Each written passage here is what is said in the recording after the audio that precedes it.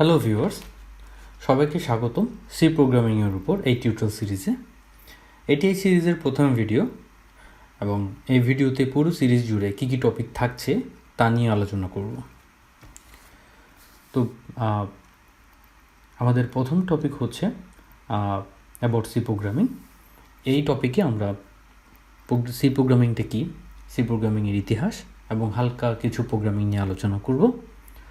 দ্বিতীয় টপিক হচ্ছে software setup এবং এই টপিকে আমরা যেই সফটওয়্যারটি ইউজ করব প্রোগ্রামিংয়ের কোডিংগুলো লেখার জন্য সেই সফটওয়্যার নিয়ে আলোচনা করব।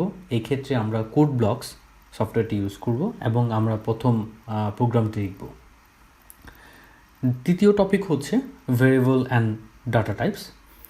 এই টপিকে আমরা সি প্রোগ্রামিংয়ের বিভিন্ন ভেরিয়েবল কীভাবে ডিক্লেয়ার করতে হয় এবং বিভিন্ন যে ডাটা টাইপ ব্যবহার করতে হয় সেটা নিয়ে আমরা আলোচনা করব এবং সেগুলো বিভিন্ন এক্সাম্পল দেখব। টপিক 4 হচ্ছে অপারেটরস অ্যান্ড এক্সপ্রেশন। এই টপিকে সি প্রোগ্রামিংয়ের বিভিন্ন অপারেটরস এবং যে এক্সপ্রেশনসগুলো যেগুলো আছে সেগুলো নিয়ে আমরা আলোচনা করব এবং সেগুলো নিয়ে বিভিন্ন এক্সাম্পলস ট্রাই করব। 5 নম্বর টপিক হচ্ছে ইনপুট এবং আউটপুট ভেরিয়েবল, আউটপুট অপারেশনস। এই টপিকে আমরা কিভাবে প্রিন্টএফ এবং স্ক্যানএফ ডিক্লেয়ার করব এবং ব্যবহার করব সেটা নিয়ে আলোচনা করব। টপিক 6 হচ্ছে ইফ অ্যান্ড এলস।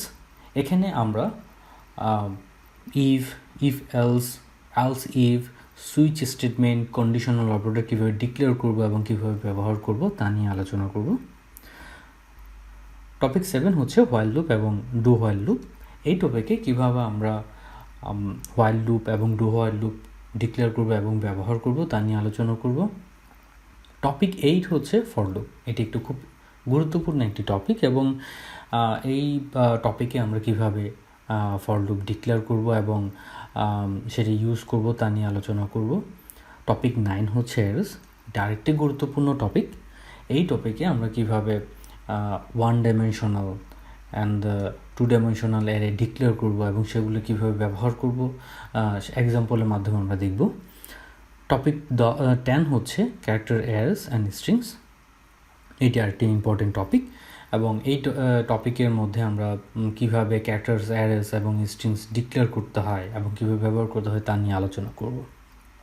টপিক 11 হচ্ছে ফাংশনস।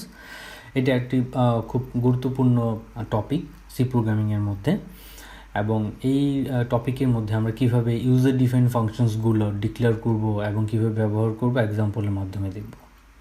টপিক 12 হচ্ছে স্ট্রাকচারস। এই টপিকে আমরা কীভাবে স্ট্রাকচার ডিক্লেয়ার করতে হয় এবং কীভাবে ইউজ করতে হয় সেটা নিয়ে আলোচনা করব।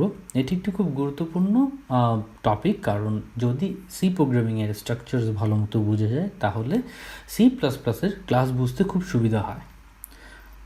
টপিক 13 হচ্ছে পয়েন্টার্স এবং এই টপিকে আমরা কীভাবে পয়েন্টার্স ডিক্লেয়ার করতে হয়, ইউজ করতে হয় তা দেখব উইথ এক্সাম্পলস।